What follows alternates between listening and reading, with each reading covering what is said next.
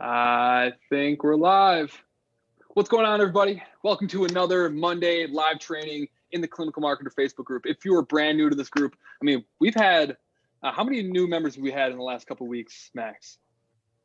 I think since the beginning of April, we've had 66 new members. So lots of new growth happening in this group. So if you're brand new to this group and you don't know who we are, we're the Clinical Marketer. Every single Monday, we're going live to share with you the real live behind the scenes actions on what it's taking to scale practices to 6 to 7 figures, and really start to, whether you're an established practice trying to get to the next level, or if you're brand new and you're just trying to, break that 10 visit a week mark. This is where every single Monday we're training exactly how that stuff's happening, sharing real stories. And today we got something really, really special that required all of us to jump on here so we could deliver as much value as humanly possible. But today we have, the whole CM army here. Today we got Spencer, who has done some pretty phenomenal things over the coming weeks. And so we thought it would be super valuable for everyone in this group to see kind of the journey that he's gone on, what strategies are working for him to grow his practice. All of you guys, thank you for being here. If you're here live, comment team live. If you're catching the replay or will need the replay, comment replay, and one of our team members will follow up with you tomorrow with the recording of today's training. But Spencer, how you doing, brother? Doing well. Thanks for having me. Yeah, sweet. Of course. Ben, Max, how we doing, guys? Doing good. Another beautiful day in the Midwest. So that's right. Yeah, pumped to be here. It's been a while since my last one. I don't know when the last time were all three of us ever on a training or a hot seat like this before? I don't think so. I don't think so. I love it. Maybe we got to make it more of a theme that we got going on here. But Spencer, just for everyone, a little bit of context. Can you tell us a little bit about yourself, your practice, how long you've been going, who you work with, that sort of thing?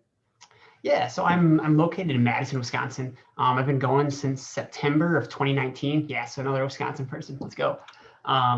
September 2019, kind of left like the typical transition from like your practice seeing 2 to 3 people an hour, getting told that I was getting people better too quickly. So like, how can I increase my durations? And I'm like, okay, I got to do something, make a change, or leave PT. I've been a competitive runner my whole life, competed in high school, collegiately, post-collegiately, and that's the population that I feel most compelled to work with. So I decided I was going to make the jump and created a cash practice primarily focused on working with endurance athletes. Obviously, I treat more than just endurance athletes, but that's the market that I'm targeting. So kind of a steady, slow growth. Started at like the worst time right before COVID, but made it through and things are going well right now. I think most of the people that are probably watching this can relate with that. If you guys started your practice at probably the worst time in history to start a physical therapy practice when COVID hit, comment me in the comments just so we can see, and so Spencer knows, like, there's a lot of people that were in that boat, but you've been crushing it, man. So why don't you walk us through kind of where you were before jumping in on this program, where you are now, and then we'll kind of dive into not only the ads, but how to scale those ads, and then talking about taking your practice to the next level, where Ben's going to drop some serious fire on hiring, scaling, all that good stuff. Yeah, so things are really slow, obviously. Starting out over 2020, had the big dip like everybody else had, went virtual, so worked on kind of transitioning my practice from in-person to virtual, did a lot of like free trainings, just strength classes, things like that, which helps bring people kind of through the door, so to speak. But things were slow. I think so 49 visits a month was the most I had in 2020. And then the start of 2021, I had 31 and 35 in January and February. Decided if I wanted to make this an actual business and be able to sustain, I do some coaching as well. So I got a coaching business on the side, which helps just from an income standpoint. But decided if I wanted to make that jump, I needed to do something. I needed to make a change. I was always busy, but I was never productive, I felt like. So decided to contact you guys, give you guys a call, jump on board. And in the last 4 weeks, I've seen 88 clients. So to jump from 35 to 88 in 4 weeks is huge. And it's been just like overnight. It's been crazy. Just the switch from 10 visits a week to I have 23 scheduled right now. I just have another hot lead that I've got a call set up with on Wednesday. So like it's going well. It's good. Dude, that is freaking incredible. You've definitely put in a ton of work. You deserve it, man. So congrats on everything that you've accomplished so far. But let's see if we can take that thing up a notch. Yeah. Obviously, we got Ben, we got Max, we got basically two of the best people in the game to help make sure that we make sure that you leave here having a strong game plan to go from 88 to whatever it is your goal that you're shooting for here is. So you're at 88 visits in 4 weeks. What's your goal over the next couple months here? So my goal initially was to get to 100. And I feel comfortable. Like, I think this month I'll be in the 90s. I could hit 100 potentially this month. So then the question is, what do I do from here? I'm getting to that point where I was pretty active on social media, trying to do other things to help support the business. And right now I'm seeing clients, doing notes, looking at my ads, but I'm not doing as much outside of that. And the biggest thing is, okay, where's that balance of I'm growing, but how do I keep that growth continuing? Is that just with me? Is that beyond me? Kind of what's the plan there? So that's where there's a lot of unknown and question marks. What's going to happen long term? Is this sustainable? And where do I go after this? Yeah. Well, I think we got the resources and the knowledge to help you get a strong action plan to make that happen today. So first things first, I think everyone who's on this call is obviously they hear that you're having some success, but I'm sure they'd love to know a little bit of the behind the scenes of what's currently working for you. So can you kind of talk us through, you're obviously, you work with runners. Can you walk us through a little bit of, the ad that you're actually running? What's really making this system work for you?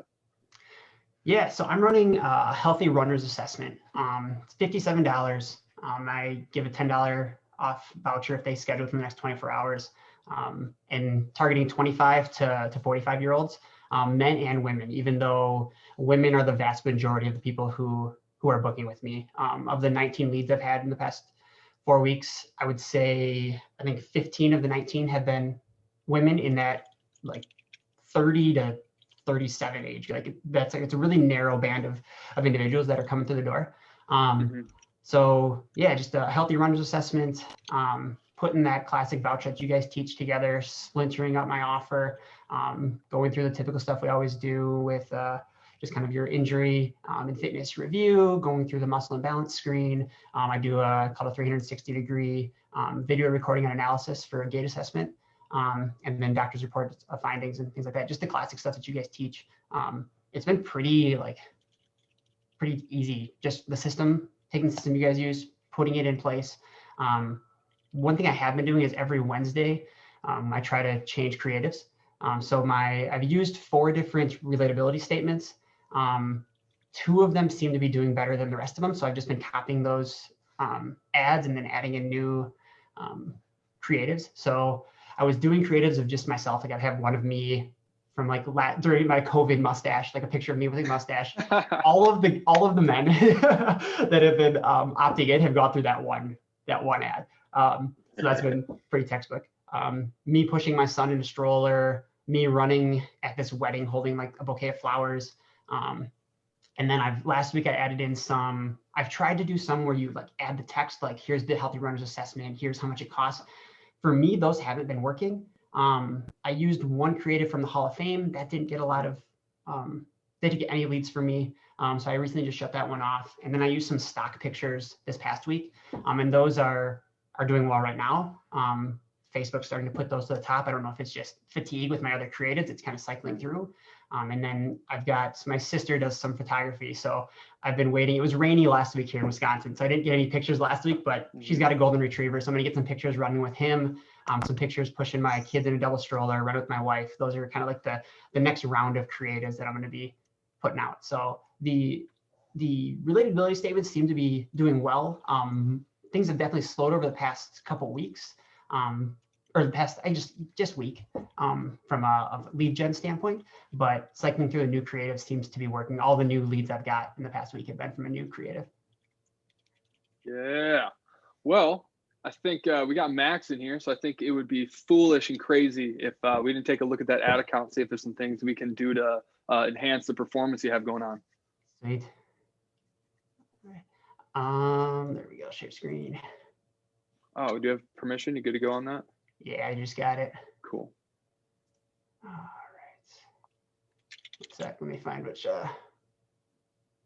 So for everyone who's tuning in right now, first of all, thank you so much for being here. And if you're gonna need the replay, definitely let us know. But what we're gonna be doing here today is one, we're gonna check out Spencer's ads. We're gonna give him, and you're gonna kind of see the actual methodologies that we go through in order to scale Facebook ad accounts to get more patients in the door.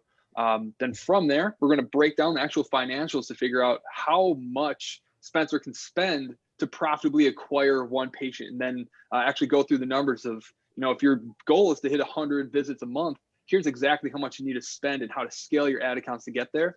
And then we're going to get into the nitty gritty with the practice sides of things, how to actually get into, should Spencer hire someone right away and what the next steps within his practice are going to be. So if that sounds good to you, let us know in the comments. Love to see who's eager to see how we scale practices. Go ahead, Spencer. Sweet. So this is it right now. I guess one of the questions I was going to have for you guys later this week was my leads. So it says I have 26 leads, but I only have 19 through Clinical Marketer. So that was the only weird thing. And it seems to be basically just from 2 days. Just go last 5. So the 9th, I got 2 leads from this ad, and then randomly I've got some more leads from these other ads, and I don't know where they went through. But that's only weird, kind of the weird things. Otherwise, this is, you want to look through click-through rates. So these are my new creatives. We're doing better, and everything else is kind of falling down a little bit with my click-through rate. So what do you want to look at first, Max? Yeah, right on. So I think the first thing we should talk about is kind of those duplicate leads we're seeing. So the thing to keep in mind here is that what's called an attribution window. So every time someone clicks an ad or views an ad, they open the attribution window, which means anytime in the next 7 days after clicking or 1 day after viewing, they can be counted as a lead. And now a lead is anytime your lead pixel fires. So I don't know if what you have on your website, if you have ebook downloads or a contact form on there, they maybe just be triggering that lead pixel somewhere other than the landing page that the ad is linked to. Okay. And I know that for sure happened today. I was on a sales call with somebody, and they had actually clicked my ad a month ago. It's the first day that it was going on, and I've just been kind of nurturing them throughout. And they went back to the landing page through the text message follow-up and clicked through there. So that's where one of those came through then for sure. Right on. Yeah, we always talk about it a lot in the group is the reason it's so important to always ask, how'd you hear of me? Or, where did you see me? Is because so many people will see a Facebook ad, maybe they'll click it, maybe they won't, but then later on they'll go back and they'll check out your website and they'll download an ebook, or they'll fill out a contact form, and that doesn't necessarily get attributed, or it does, and you're kind of wondering where it came from. So that's normally the cause. The other option is simply just the same person filled it out twice, and of course your system won't duplicate the contact. So those are both the key possibilities that we look at. It does look like you're doing a really, really great job of keeping the creatives fresh. Obviously, you have these nice, organic, very real and personality focused pictures. You talked about the mustache picture and the run with the bouquet of flowers. So those are great. And you're right, they probably are getting near the end of their lifetime. You've been running this campaign for 4 weeks now, you said? I think it'll be five on Wednesday. Yeah. Okay. Yeah, absolutely. So you're doing a great job. I love how you do it every single Wednesday of just keeping the campaign fresh. Because once you have a good campaign, you can either just let it run and don't touch it and it'll eventually burn out, or you can keep adding new creatives and keep it fresh. So I love what you're doing there. I'm excited to see when you get those more organic pictures with the golden retriever like you talked about. So that's really good. And go ahead, Jordan. No, finish what you were going to say. I was just going to, there's a teachable moment in there for the people in the group. So finish what you were going to say first. Yeah, other than that, I was just going to say simply that your lead cost looks really, really good. Are you running on Facebook and Instagram, or just Facebook? Both Facebook and Instagram. Perfect. Yeah, so I think you're going to have a lot of room to scale based on the number of impressions we have and how many leads we have already. So I'm sure Jordan's going to run you through the profitability tracker in a little bit here. But once we kind of get the numbers out of that, I think you have plenty of room to scale if you're looking to get more leads out of this campaign. Sweet. Yeah. So just for everyone who's watching here, what we're looking for in this ad account, because everyone kind of avoids Facebook ads because there's just so many different numbers and you don't know what the heck they mean. What are vanity metrics and what are the metrics you actually should care about? So the two primary things that we talked about, and the two primary things that you can look at to kind of determine the health of a campaign are the link click-through rates. You want to scroll over to that real quick for me? So whenever we're running ads, I'm not going to get super in the weeds on this, but basically what we're looking for is a ad click-through rate of at least 1%. If at least 1% of people are clicking that ad, that means that it's interesting enough that it's catching people's attention and it's doing its job. So we basically use the click-through rate to determine, is there a problem with the ads or is there a problem with the landing page that people are opting in on? So that's one of the most important metrics that you should be looking at. The other thing that we talked a lot about are the images. So you notice that we're not using very stock images, we're not using very edited photos. We're showing very real things within Spencer's life. And he's going to get pictures with his dog. It's going to be pictures of him running. It's him with his COVID mustache. And I had a pretty filthy COVID mustache myself. So if you also had a COVID mustache, upload a picture. I'd love to see the COVID mustaches. But we do that because what works on Facebook in terms of content and images are the things that are real. It's the things that look like they belong on the news feed. It's the stuff that gets people to stop and pay attention. So the more personality that you can show within your graphics, the more relatable and trust is going to be built up, and the more profitable your ads are going to be. They also happen to be kind of the fertilizer for your campaigns. If you don't constantly add new ones and give Facebook more things to work with, your campaigns are going to eventually plateau and fatigue until they aren't profitable anymore. So Spencer's in the habit of creating new photos constantly and re-uploading them, and that's how he's going to have long-term success with all of this stuff. So let me know if anyone has any questions on any of that stuff. Anything to add to that, Max or Ben? Yeah, I was going to say, to put it simply, the ad's job is to get a click, right? That's the only job of the ad, is to get a click. And the higher the click-through rate, that means the cheaper the cost per click is going to be. And the cheaper we can buy a click, the lower our cost per lead is going to be, which of course means it's going to be that much more profitable for our business. So if we think about it, buying Facebook ads is the same as going to the store, except for we're just buying clicks. And we want to buy them as cheaply as possible so we can get really good cost leads, which Spencer's doing a great job of, by the way. Absolutely. So let's see if what's your cost per lead right now? $12.72. I think we can work with that. Let's move over to the profitability tracker and see what our numbers are and see how much we need to be spending in order to scale these ads to hit that 100 visit a month goal. Do you have that open by chance? Otherwise, I do. Yeah, I think I have to stop sharing my screen and then share it again with the new. Oh yeah.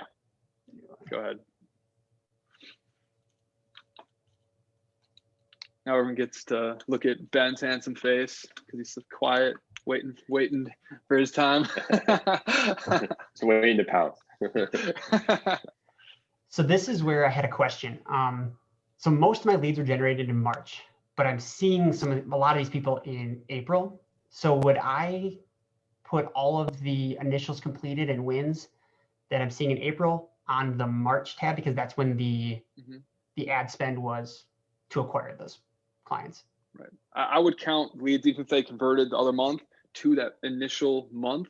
Obviously, that's going to add up to some cash flow flaws within the system, but I would still attribute it to the month that they came in as a lead. Would you agree, Max? Yeah, I mean, absolutely. I think eventually it'll balance out. Like once you have months and months of data, the ones they backfill each other. So it's only going to be awkward for this very first month. And would you mind kind of blowing up your screen so we can see your numbers and what these are a little bit better for the people who've never seen this stuff before? So basically what this document does, everybody, is you plug in how much money you spent on your ads, what your cost per your lead was, how many leads you got, how many of them actually converted into a plan of care. And what it spits out is how much you can afford to spend to acquire one lead. So it tells you how much you should be spending on a daily basis, essentially, and helps you calculate, okay, if I want 100 leads or 100 plans of care sold in a month, how much do I need to be spending? So very, very valuable tool, and just one, tracking your own profitability, but also calculating, how much can you scale up your practice over, the coming months. So let's take a look at it. I like that return on ad spend. That's solid. Yeah, pretty nice. Yeah. All right. And, April. The biggest thing for me has been this. So last week I raised my prices, which was nice.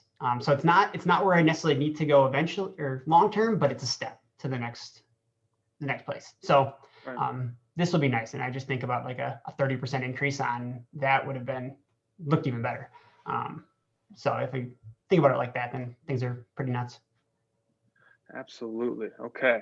So is there any differences between this campaign you're running in April and the campaign you're running in March? Nope, just creatives. Okay, just creatives and the price? And the, yes, creatives and price, yeah. Okay, creatives and price. Excellent. So, okay, so you got 15 leads. You got 11 of those 15 leads to book an eval. Really good conversion right there. I love that.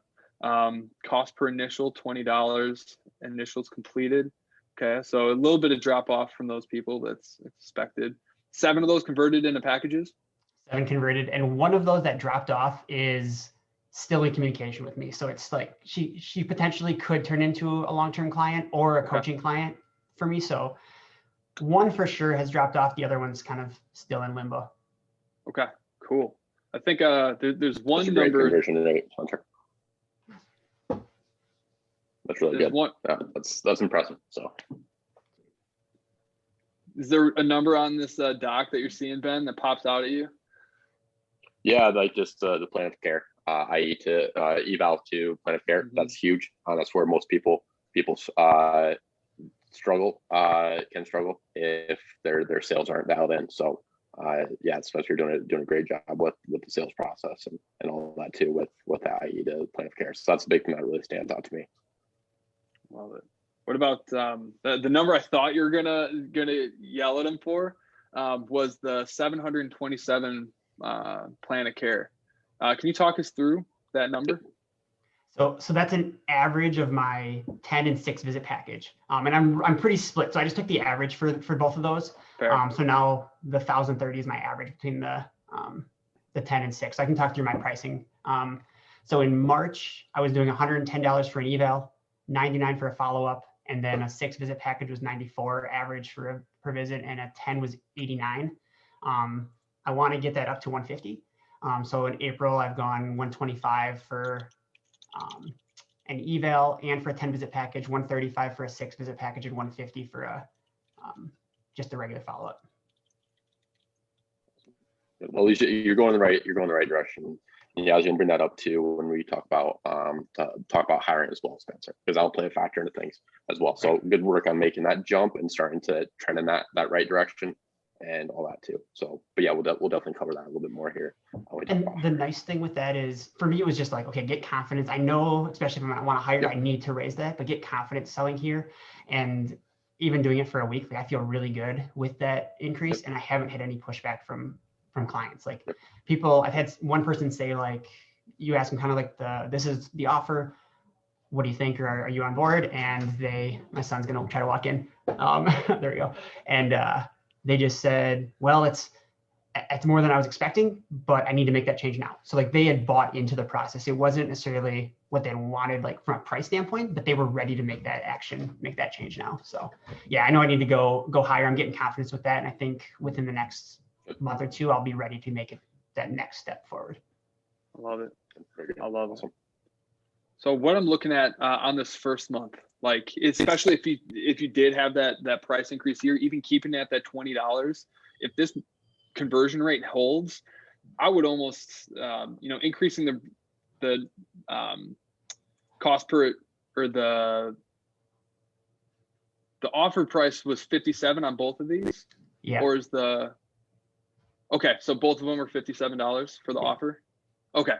So I was looking at this $20 and it was confusing me a little bit. Okay, so if these numbers hold, this is going to be amazing. So one thing I want to show everyone here is the cost per lead here on line 15 is $339. And so what this number is actually telling us is how much Spencer can spend to profitably acquire a lead. So if he could spend up to $339 to acquire that lead, and he would break even.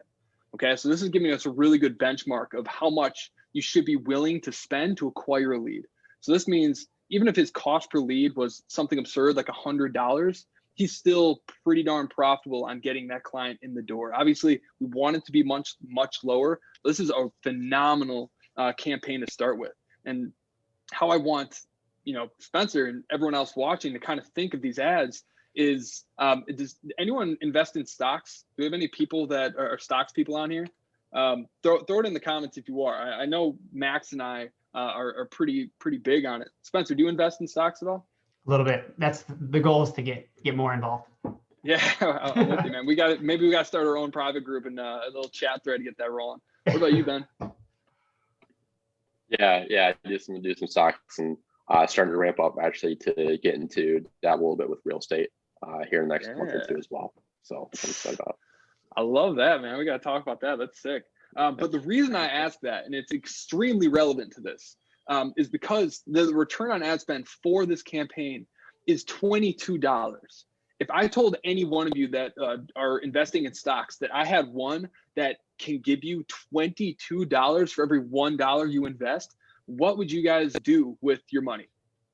You would slam your bank account into that stock, because that return is absolutely absurd. And so what you need to do is, once you have a campaign that's functioning and that's profitable, you need to view it as a stock. And as soon as you see that you're making at least, our minimum is $3 for every $1. It's kind of the benchmark that we're shooting after here. But as soon as you see it's above that, start putting more money into it. Beat it. Don't obviously slam it too hard. Max, what's the rules for increasing ad spend? Yeah, so you want to go 20% a day. So 20% is the most you want to increase at once. And then you kind of just wait for it to balance back out. So increase by 20%, look for the campaign to hold steady, the lead cost to stay about the same. And then you can go ahead and increase by another 20%. So, yeah. Right.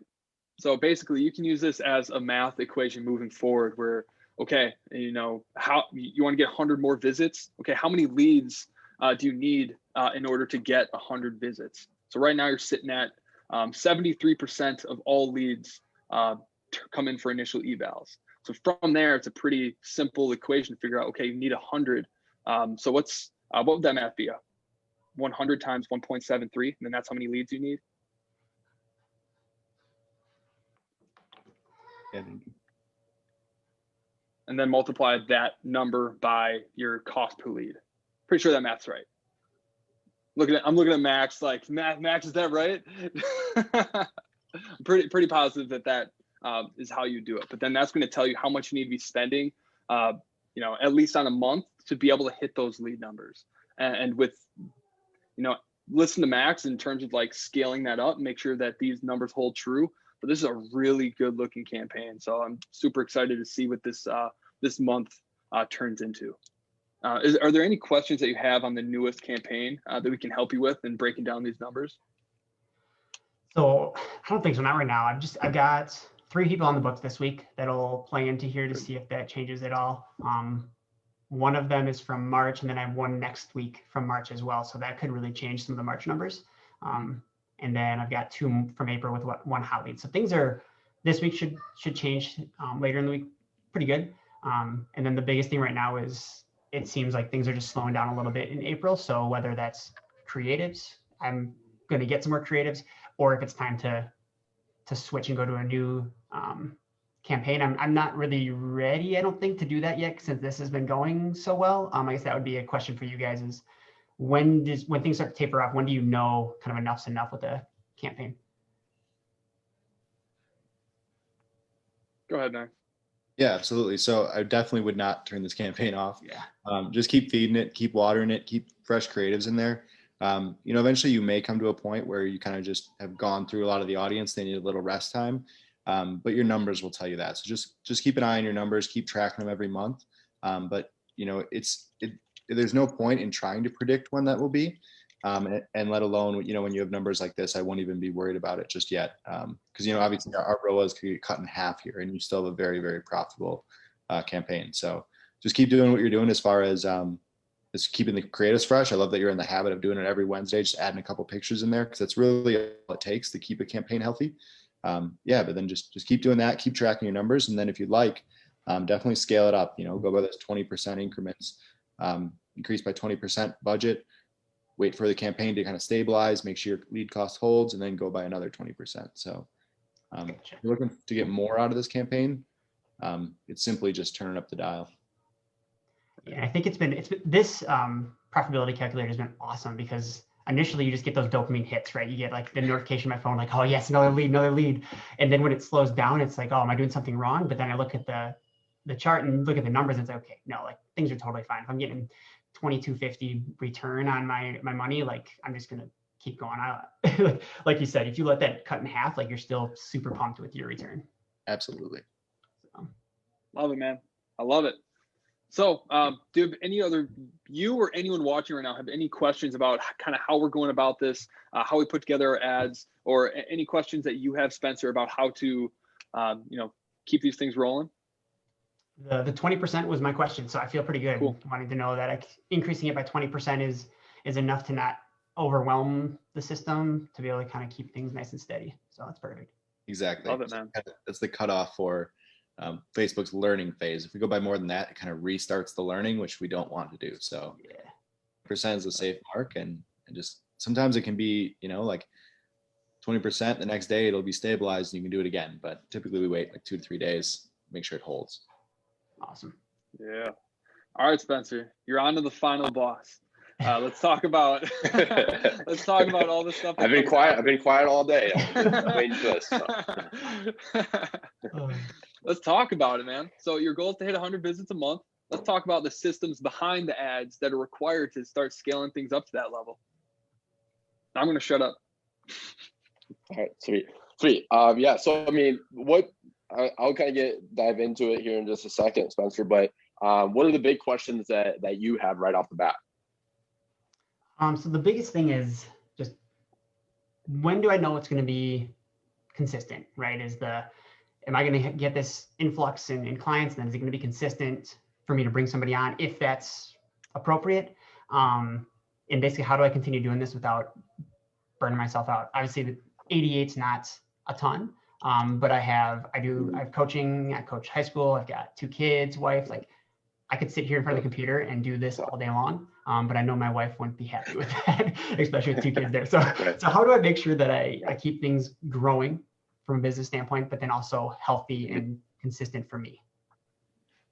Yeah, good question. So it's a balance. So first thing is with growth is, if you want to grow, you have to work yourself out of the day-to-day of seeing patients and all that too. Can you still see patients? Absolutely, but you got to start cutting back on that as well. And guess what solves that problem? Hiring, right? So you're making the right steps here. It's going to win you back some time, and it's going to allow you to focus more on the systems with regards to sales, marketing, and generating more new patients for the new PT that you bring on as well. So hiring is going to solve a lot of those problems as well. Okay, so that's the first thing that you're doing well.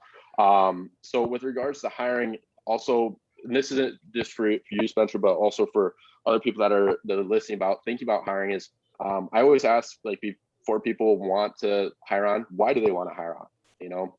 And some people don't really know the answer to that. Like, there's like, well, I've got a lot of patients and I don't know what to do with them. Well, you can solve that by a couple different things. You don't necessarily have to hire to solve that problem, but if you want to win back your time, then hiring is the way to go with that. Okay, so I think people need to ask what there's their why for why they want to actually hire on before they do. Okay, and another thing too, and we mentioned this a little bit earlier, was what you're charging as well. Okay, because your profit margin have to be healthy. Okay, and when you bring somebody on, like, the highest expense for our practice right now is payroll. Okay, and that's just across the board. That's normal. Right, and that's going to turn, when you bring somebody on, that's going to quickly turn it into your highest expense, most likely as well, Spencer. Okay, so you have to make sure that you're charging enough to offset that. Okay, so you're probably wondering, like, a lot of times people ask, like, what should I be paying? What should I be paying my employees? Should I be doing like a 1099, or should I do an employee or have them be an employee? It depends. I do employee because I want to establish a culture and have a team. I don't want to have somebody just like clock in, clock out. I see sometimes get that with 1099 employees, and so I want them to bring come on as an employee. But everybody's a little bit different. Okay, there is financial implications there too with regards to taxes with doing a 1099. So you got to figure out. I'm not going to get into nuts and bolts of that today, but I'm biased because I use employees and go that route versus 1099. But I'm also in California, where who knows if I'm 1099s and California do not go well together. So it was a no-brainer for me to do the employee route there as well. Okay, so another thing is, yeah, you got to figure out what you need to charge to be able to bring somebody on, right? So the profit margins that I look at, and this is not just me, this is just like other resources that told me things across the board with this, is ideally you want to be paying your staff between 25 to 35% of what they're bringing in. Okay, that's what you can afford. We usually try and hover. Right now we're around 29%. Okay, of what they're bringing in is what we're paying them. Okay, we're also out in California where usually salary is a lot higher as well, so I have to charge a little bit more too to offset that. But sweet spot is ideally 30. Okay, that's the guy that I go by with regards to paying staff and all that too. Okay, so if you can imagine, if you're paying, if you stuck at what was your lowest follow-up rate, Spencer? Was it 89? Say that again. What was the lowest rate for follow-ups that you were charging? Previously it was 89 for a 10 visit package, and now I bumped that to 125. Right. Okay. Right. So if we were at 89, I know you're not here anymore, so that's what I'm making a point that you're going in the right direction. So if you did 89 and you did that times that by 0.3, you'd be able to pay a PT essentially 27 bucks an hour. Okay. You times that by 40 and then you do that by 52 weeks, you'd be able to afford a PT. You'd be able to pay a PT approximately $55,000. Okay. If you're looking to bring on the best staff, most likely, I know you're in Wisconsin too. It's a little bit lower, obviously, in California, but most likely, if you want to bring on high quality talent, they're going to probably want more than 55,000, right, a year too. So that's my big point, is you're going in the right direction with things. Okay. Ideally, you want to make that profit margin as high as possible with regards to, and the way that you separate and improve that profit margin is by charging more as well. Okay. So big thing is, a lot of people, before they even can think about hiring on, they got to make sure that their rates are where they need to be as well. Okay. So that's a big thing, is you're going in the right direction. So I'm not going to harp on that much more, but I think, yeah, if you could, the bare minimum I'd be comfortable with, me personally, would be 150 per visit. Okay. Because I kind of pride myself on, I help my PTs pretty substantially with financially, but they do a great job, right? They should be rewarded for it. They're probably top 1% highest paid in the US. But granted, we are in California, but still, even for California Bay Area, they're probably still top 5% highest paid. And the reason for that is because of the amount of what we charge and the quality of care that they deliver too. So does that all make sense, Spencer? Yeah, 100%. Okay, cool. So one question that a lot of people get is, when should I start hiring? Okay, big thing is, Spencer, I would start the hiring process, or be on the lookout for potential new hires starting right now. Okay, so we are always constantly hiring, even though we aren't hiring. I encourage you to go and create a web page or a page on your website saying that you're hiring, and put the job description there. Okay, we have a listing on Indeed, a listing on LinkedIn continuously. Because we don't pay for advertising on that right now, but we just have that running in the background, because guess what? When we do feel like we need to bring on, when we're ready to hire, guess what? We have a huge pool of applicants that would be potentially wanting to come on. Okay, so you're going to have some people that will contact you even when you're not hiring. Still hop on a call with them, see what they're looking for, see if they're a good fit, and you can always revisit that conversation later on when you're actually ready to hire. And a lot of people, we're doing this now, where we're looking to hire in June. I've already started the hiring process, where I've started reaching out to these other leads because a lot of them reached out in the past and they probably have taken jobs. But I know for a fact that a large majority of them were so bought in to what I could offer them that they would probably leave their current position for our current position. So guess what? Now they have to put in like 2 weeks. A lot of them want to give more their boss more than 2 weeks heads up. Some want to give a month. So I'm starting to reach out, and because most of them do probably have jobs now, it's much easier to play that game and have a pool of applicants to pull from than be like, oh shit, I need to hire now. And then you've got to put the listings and all that and wait for other leads to come through. okay? Because there's a delayed response. So big thing is always have listings that you're hiring, even if you're not, okay? So you have that pool. Okay, that's where I see a lot of people mess up there too. So does that make sense, Spencer? Yeah, 100%. That's really good. It makes sense. You want to hire or get the process of hiring before you actually need it, instead of falling behind and having another thing on your plate when you just don't have any time for anything else. Exactly. So one of your other questions was, how do I know if I'm ready to hire? And if you're going to be able to support a caseload. So what I like to do is I like to look at trends. I usually look at the last 3 months and look at how many new patients did we get? And then also how many patients that did have a visit the month before no longer have a visit with us, whether they dropped off, they completed their plan of care or whatnot, to get my net patients gain. Take new patients, okay, minus the ones that don't have follow-up visits that did, okay, to see what, or it's not really drop-off rate, but how many patients have discontinued their care, right? So we had 41 new patients last month, and I think we had 19 that had discontinued their care, right? So we had a gain of 22 patients net gain last month, okay? So if I do that and I just times that by 3, okay, that's a caseload of, that's 66 new patients gained, right? That would more than enough supplement a new hire, okay? What I like to do is I don't like to take just the last month. I like to take the last 3 months because that's going to give you the best trends as well. So look at the last 3 months and see what your trend is currently. And that will also help you feel much more confident going into the hiring process as well. Hopefully that helps too. Is there a number you're looking for? What questions do you have on that? Is there a number you're looking for, like a certain percentage of a full caseload, or how much is okay to start with that? Yeah, so I do also do a 90-day ramp up period for any new hire, which also gives me the wiggle room. Like, hey, we're cash based. It takes longer. I can't snap my fingers and have a full caseload quite like insurance companies, insurance-based clinics can. And I'm like, the 90-day ramp up period doesn't just solve the purpose of filling your caseload, but most importantly, it fills the role of making sure that we feel like you're a good fit for us before we commit to offering a full-time employment. And then also, I tell them most importantly is that you feel like we're the right fit for you before coming on board. And I tell them like, hey, if we can solve all 3 of those issues or those problems where we've got a full caseload, you feel like it's a good fit, I feel like it's a good fit, the team feels like it's a good fit before that 90 days, let's say we cross all 3 of those things off in 45 days. There's no reason that we need to keep going through the 90-day period. We might, it serves its purpose. I offer them, full-time employment. We did that with the last PT that we brought on, and we're bringing on a new PT right now. And it's probably going to happen with her as well, probably, and by the trends of it, probably at like the 50-day mark. So does it always go to 90 days? No, but it also decreases the stress of you trying to have to fill their caseload, right away.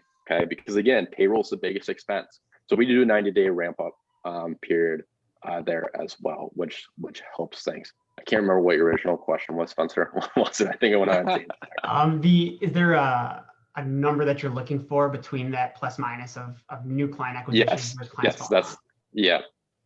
So sorry, but start that 90-day ramp up, I think is important. So definitely do that.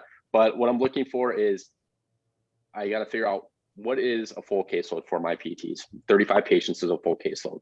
Okay, 35 hours of patient care, 35 patients, 1-on-1 per hour, right? So can I get over that 90-day ramp up period?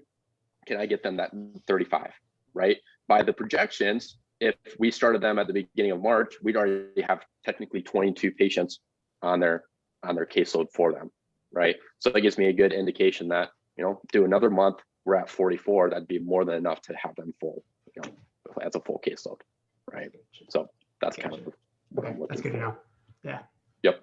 So yeah, looking up my numbers right now, like I've got 3, probably 4 new people coming on within the next week, and I'm already plus 7. So I could be like 11 for the positive. So for a month it's.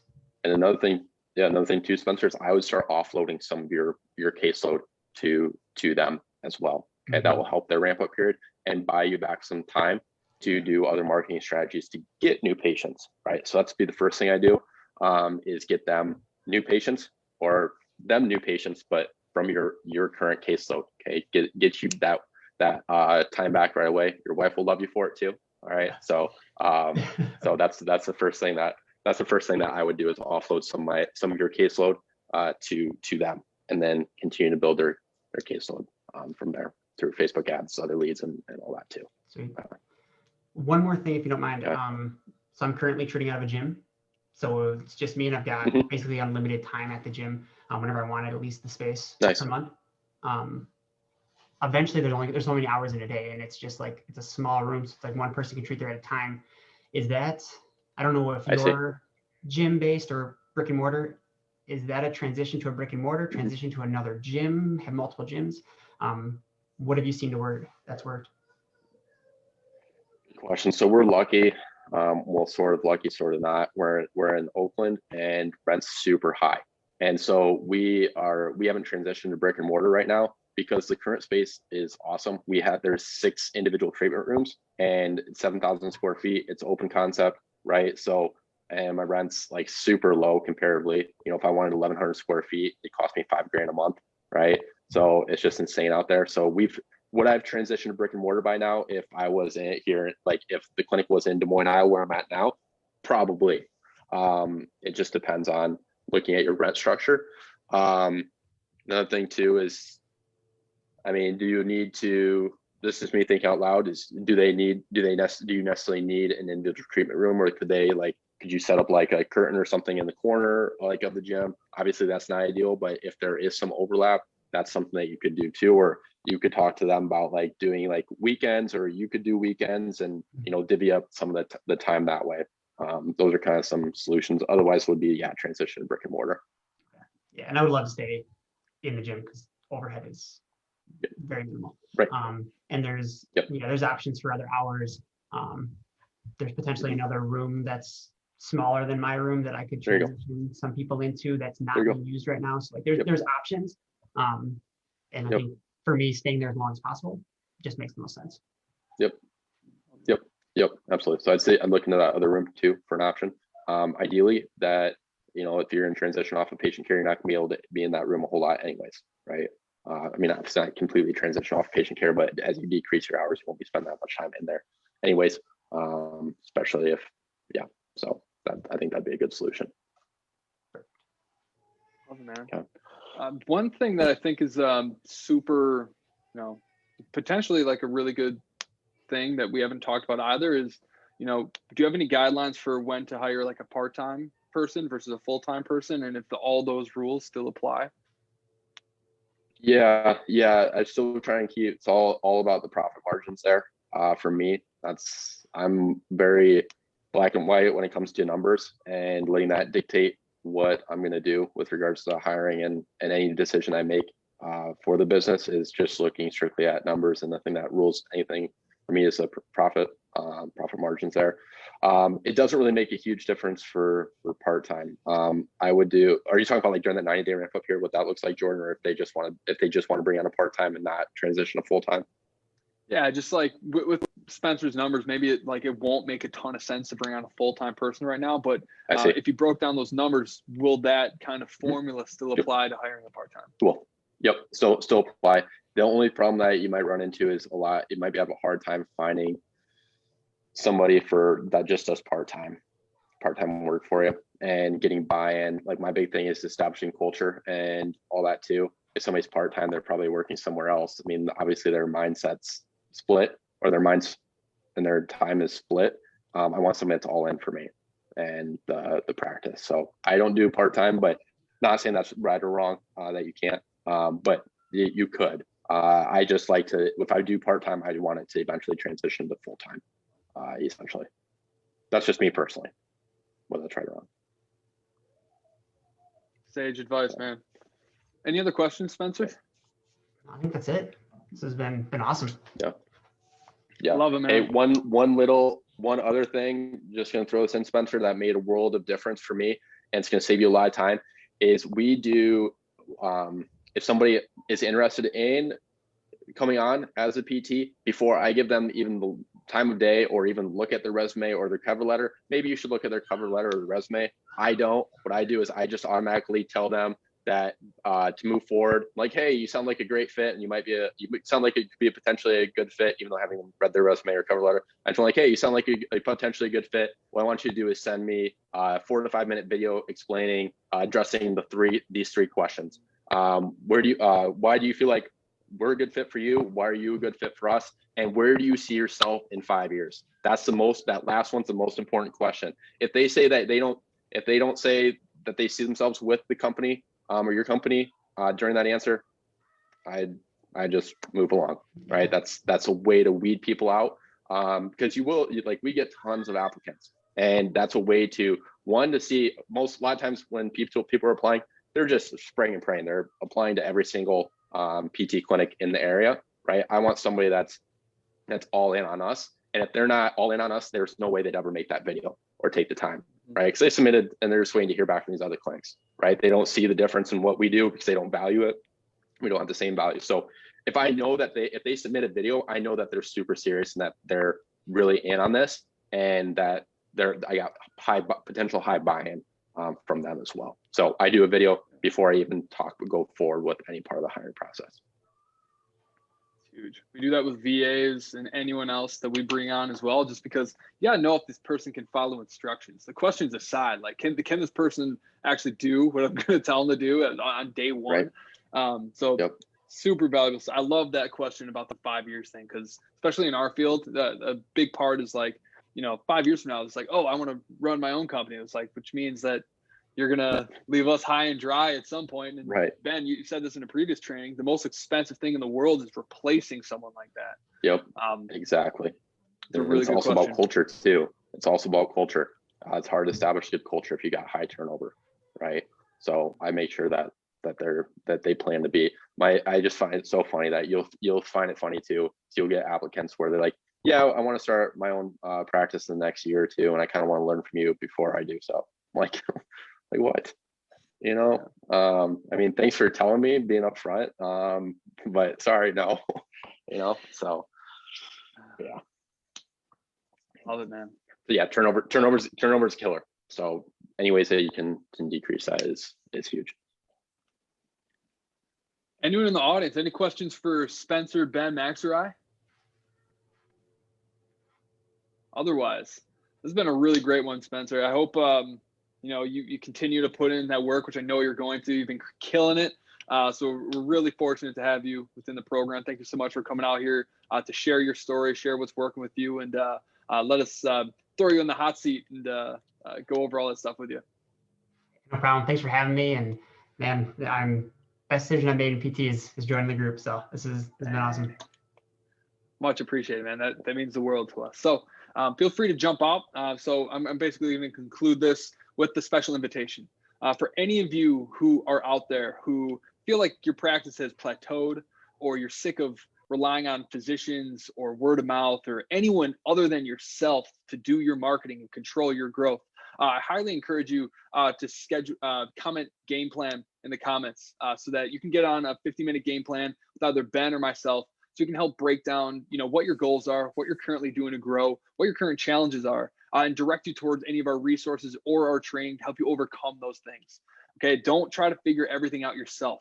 It's going to go 2 years are going to go by, and you're going to realize you're in the exact same place when you could have just asked someone who already has the formula, already has the methodologies to get you over that hurdle quickly. And you're going to be able to grow faster than you ever thought you possibly could. So if you're trying to get over your challenges, if you're trying to start to scale and grow your practice without relying on other people, comment game plan below, and we'll follow up with you to schedule a 50-minute game plan call where we'll put together a custom game plan for you. We'll tell you how to overcome your current challenges, and only if it makes sense, we'll invite you to go on a deeper diver call to figure out what it would look like to actually work with us on a daily basis. We do not sell on these 15-minute calls. So this is all about value and helping the people of this incredible community level up their game in 2021. So guys, thank you so much for being here. If you guys need the replay, let us know. We'll be sending out first thing tomorrow morning, but this is a heck of a good one, man. Thanks again, Spencer. Yeah, thanks, Spencer. Thanks, guys. Sweet. Peace, everybody. We'll see you later.